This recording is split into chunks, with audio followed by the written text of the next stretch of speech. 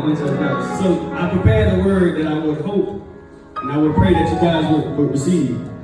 So there's a word today. It's in the book of Mark 1:16 through 20.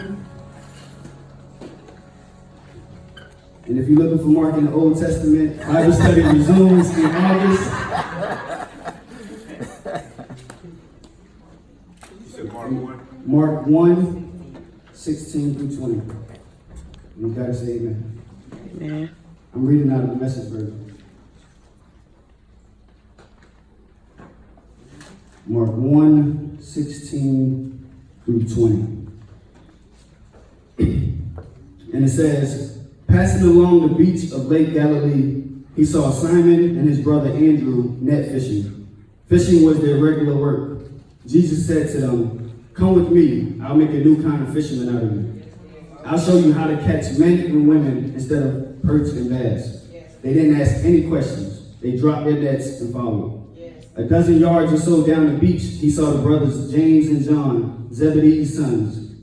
They were in the boat, mending their fish nets. Right off, he made the same offer. Immediately, they left their father Zebedee, the boat, and the hired hands and followed. Amen. If I had to give a title to the sermon, I would call it, Your Comfort is Keeping You from Your Calling. Your comfort is keeping you from your calling. Now, I don't have any fancy points or anything, but I do have some observations about this text. So immediately, when I read this text, I read it once, twice. I read the New International Version. I read the Message version. I read the King James Version. I read all versions. And in all versions, I got the same thing. And the first observation that I got from the text was, our time on earth is limited. We must act now. So when I was reading the text, and I had to text Pastor Jeff this morning, because I'm like, okay, well, how many years did Jesus actually minister during his time on earth? And if he's wrong, then he's wrong. He texted me and told me 3 years. So Jesus knew his time on earth was limited. He knew I'm only here to serve for X amount of time, so there's no time to waste. We have to get right to it and get to work before the time on the cross. So he acted immediately. He went out, he sought and got some disciples, and did major work during his time here on earth. And I look at our lives now, and I'll share a story with you guys about a friend of mine. His name is Reggie. He was killed roughly 5 years ago. And I remember Reggie, we went to undergrad together. We became some of the closest friends. I consider Reggie a brother of mine. My first year of law school, he moved to Chicago. Him and his girlfriend, he had a child. And he was basically living his life in Chicago. I was back in Orlando doing my first year in law school. He came down, he's from Beeland, Florida. He came down and immediately he started texting me and the other group of friends that we had and said, hey, I'm in town, let's meet up. So I brushed it off. It's my first year of law school, so I'm all concerned about law school, getting past my first year, and exams was coming up. It was in April of 2013. So I texted back a real nonchalant text and said, hey, yeah, we do have to link up. I'll get the boys together, let's hang out. He said, all right, let me know.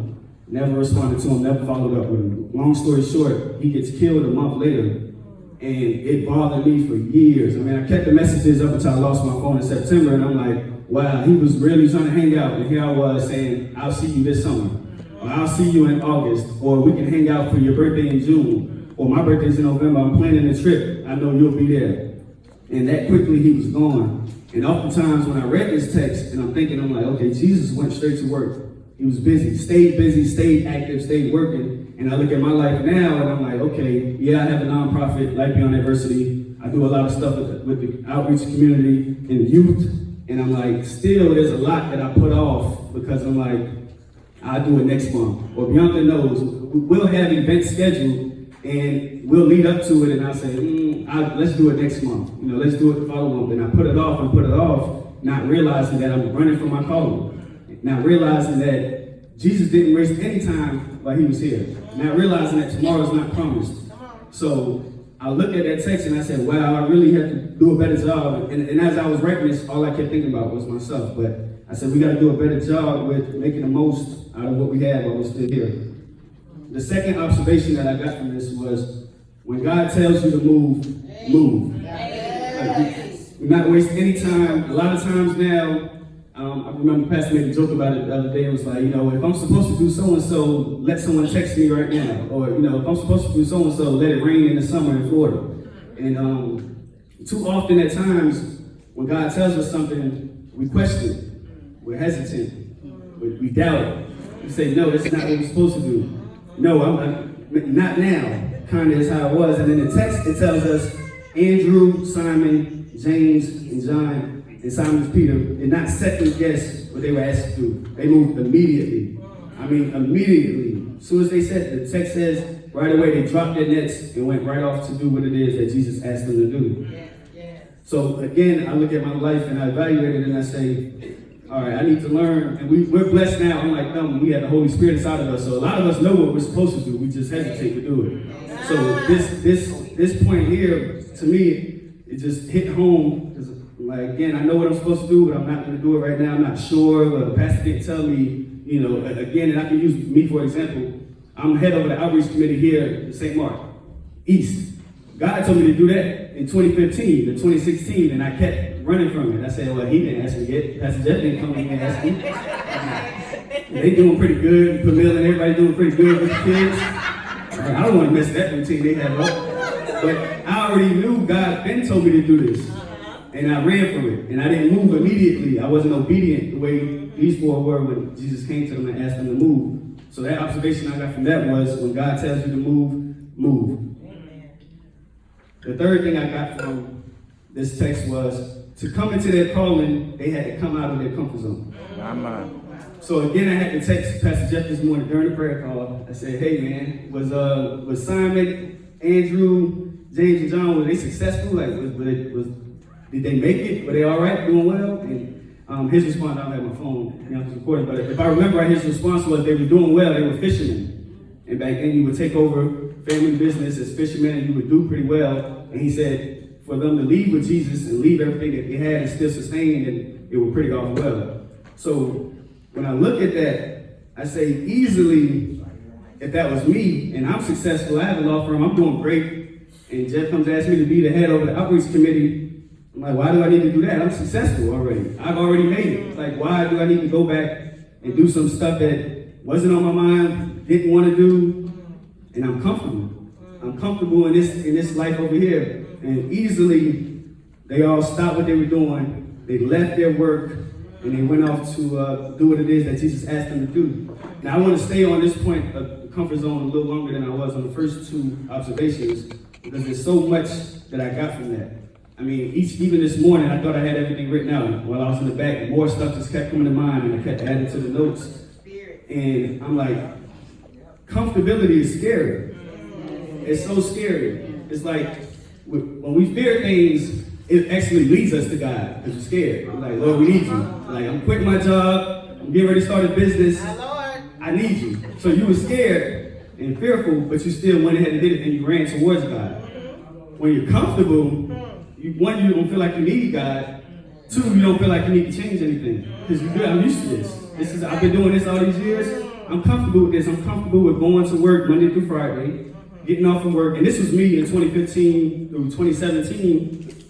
And I'm going to go down my notes when I talk about this, because in 2015 to 2017 was the first time in my life where I wasn't in school, I wasn't playing sports, I kind of was free. I was working, I get off work at 5, didn't have anything to do after that. I was going to the same bars every weekend, hanging with the same friends. Monday morning comes around, doing the same exact thing. Going to work, joking around at work, get off work, relax, watch all the TV shows, get to Friday, go to the same bar, do the same thing for 2 years. I can say, and even though in those 2 years I started Life Beyond Adversity, within the first year, I didn't get my all into it. That was God really just pushing me. He forced that hand on me. It was like, hey, I need you to do this. I wasn't willing to do it because it would take me getting outside of my comfort zone. And a lot of times when things start going wrong and stuff starts happening in our lives, we want to say, the enemy working today. The enemy's giving me his best shot today. And really, you're giving God's credit to the enemy. Because God is coming to make you feel uncomfortable. Coming to move you, coming to subvert you, coming to change you. While the enemy just wants you to be comfortable. He wanted me to keep going every week with the same routine, spending the same money on the drinks that I was getting. The same people I was being bothered with. That pattern kept me where I was. I wasn't growing anywhere. I wasn't doing anything that he really wanted me to do. And then I didn't want to do it. I didn't want to get outside of my comfort zone. I mean, it was comfortable. Who wants to be uncomfortable? And that part got me so much, especially this morning when he confirmed it and said that they were successful. That's scary. That's one of my biggest fears is when I do walk into my destiny and I do get to where I'm at, I'm really going to be comfortable. So am I really going to be doing the things that God asked me to do? And that's a scary thing for me. But it shows here that as long as I stay obedient and move and get outside of my comfort zone, then I'll be okay.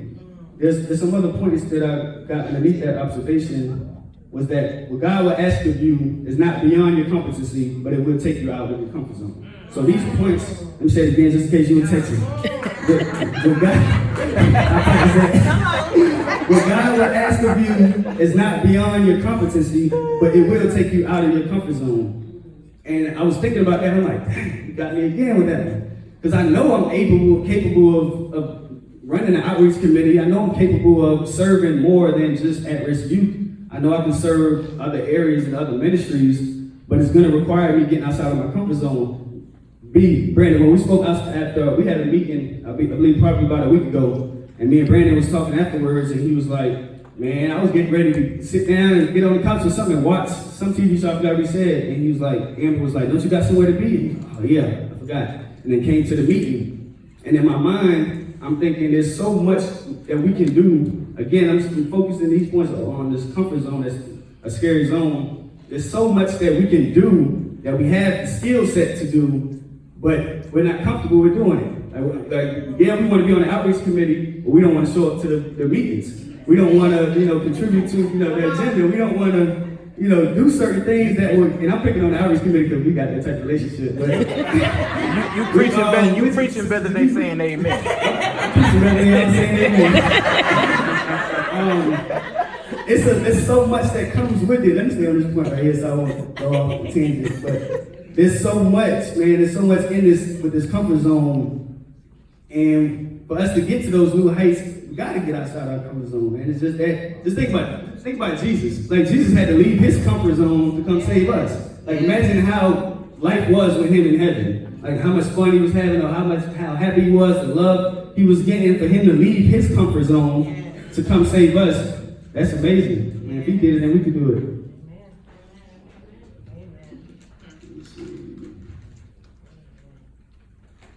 Take your time. Take your time. Thank you for that one person that told me to take your time.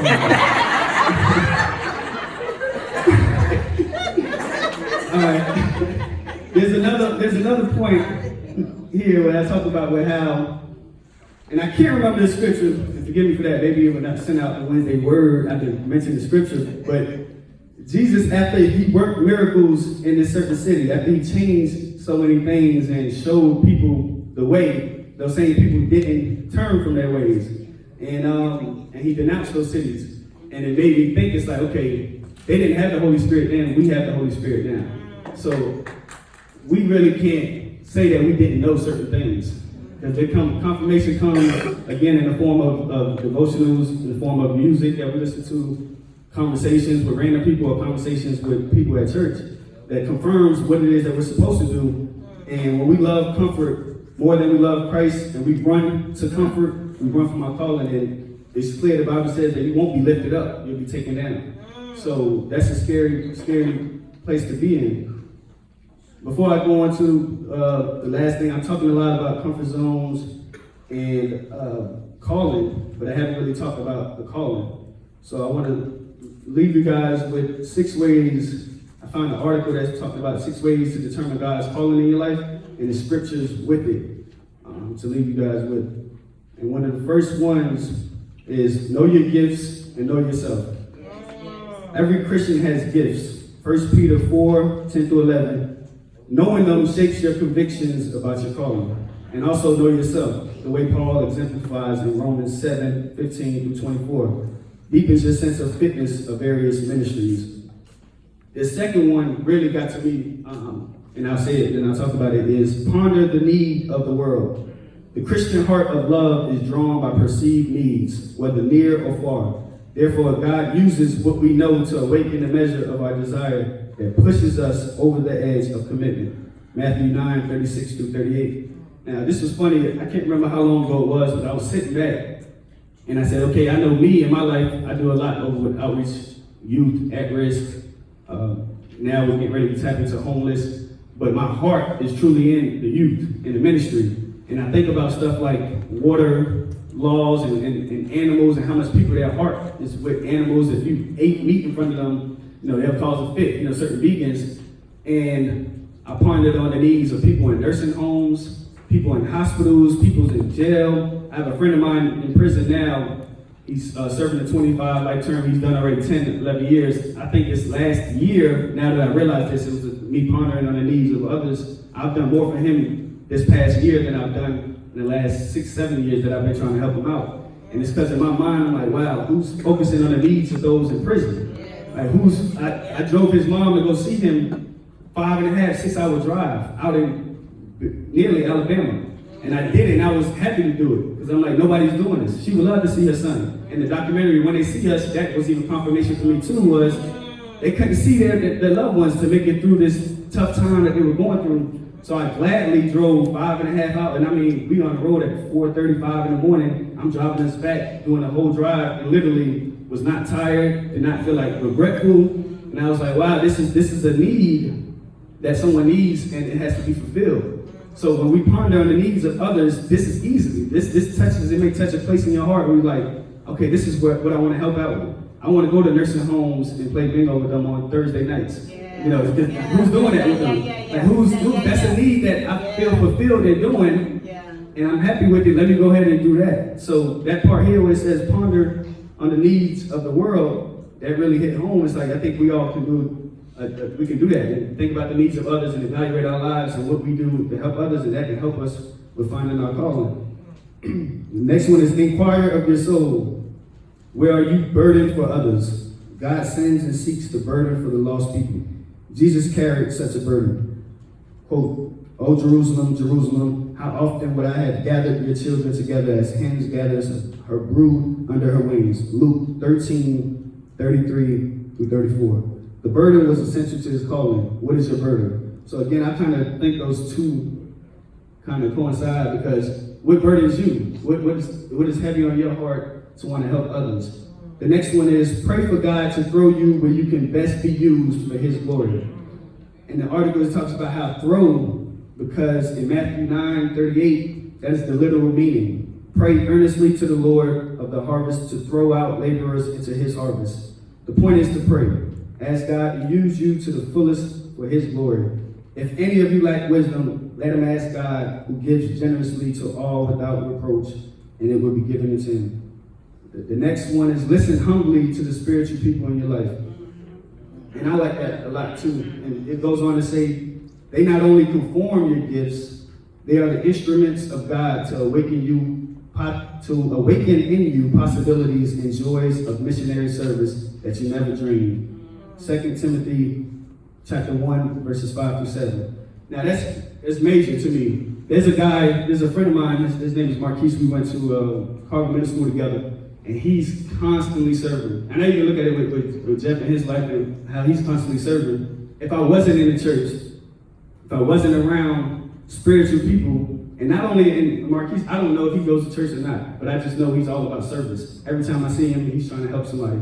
Whether it's youth, the homeless, nonstop. Like, I would post something big and nice and cool, like, oh, he did great for the youth, then you won't see something for 3 weeks or so. Like this. Every day he's trying to get it. And I look at his life, and I look at, like, just like with the servicing that we're doing, and it's a demonstration. Like, Jesus didn't just come and teach us the way, he actually demonstrated it through his life. And being around spiritual people, being around positive people, being around people that's constantly doing things, it'll force you to evaluate your life and say, okay, how much more can I do? When I look at them, I'm like, okay, it's kind of competitive spirit in me too, but I'm like, how much more can I do? Like, what's the excuse on why I can't do this? And again, like, Jesus didn't come, to just preach the gospel and not show you how it was done. And he actually demonstrated it. He didn't just teach it. So I like that point. The last one is cultivate absolute surrender over all you are and have to Christ. This is the person that God leads to the greatest fruitfulness of life. Woe to the person who tries to be a half-Christian and never says from the heart, I renounce everything for you, Lord Jesus. I'm willing to go anywhere and do anything at any cost. if you will go with me and be everlasting joy. So that's just the form of surrendering, like understanding what it is you need to do, but don't know what you need to do, and you go and surrender to God and say, I need your help. I need you to help me, guide me to my calling, guide me on what it is that I'm supposed to do, and give me, again, I want to go back here and praise him, I'm done. You can come up here. Praise him, I'm done. I'm gonna go ahead and start. I want you to, you can get him on fish recorded. I want to go back to the comfort zone. I really didn't know praise team. I want to go back to the comfort zone because a lot of the times when we think of church and we think of Jesus, we think of comfort, right? We come to church, we want to hear something that comforts us. Like we just had a long week. We going through our kids driving us crazy, work is driving us crazy. So when I come to church, I don't want you to convict me. I want you to, comfort me. But Jesus did the opposite of that. Jesus didn't come to, and there's plenty of scripture that talks about he's the comfort through your troubles, but not he wants you to be comfortable in where you are and staying in that place. Like he wants you to move. He wants to confront those things that's inside of you that causes you to stay in a stuck place. He wants you to move outside of your comfort zone, and he forces you. Sometimes he causes things. I was watching Hunger Games again recently. How many people saw Hunger Games, the first one? So there's a scene where Katniss Everdeen, there's a scene where right when they was getting ready to start the fight, like when the bell went out, boom, everybody ran towards the middle part and to get like food, weapons, supplies. She immediately ran in the opposite direction, like far from where the fight was supposed to be. Ran far, got into a tree, had her food, and got comfortable. And she sat up there and was like, I'll just wait it out. Like they'll kill each other, I'll come out when it's time to come out. So the people over who controls the Hunger Games, they was like, okay, we need to get her out of this. She's too far away from, they created fire, brush fire, and I think it was dogs or some type of beast that they had to come chase her outside of the tree and forced her to run back into the fight.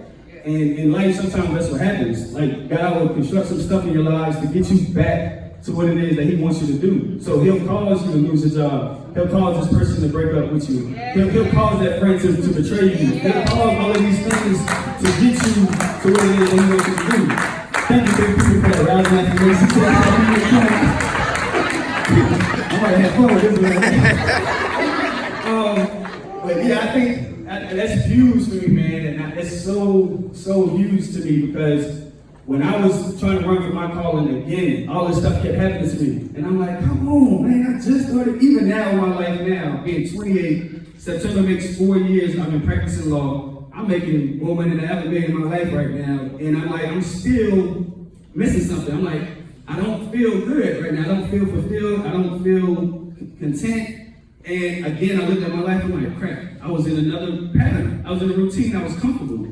Like I did not want to go to certain meetings. I didn't want to put together that agenda outreach committee for our meeting. I didn't want to put that agenda together. But once we sat down and we started talking about the things that we had planned from August all the way through December, and I hope y'all can say the announcements, I felt so fulfilled. I was like, wow, we really had some amazing stuff lined up for August, September, October, November, December. We sat and mapped out the rest of the year and what we plan on doing with service-wise and raising funds. And it felt great. Afterwards, I told Bianca, I said, man, I'm glad I did, because I almost canceled the meeting. There was a few people that canceled on me, said I'm not going to make it. And I was like, I said, BS, I'm going to cancel the meeting. She's like, no, you're not. Keep it.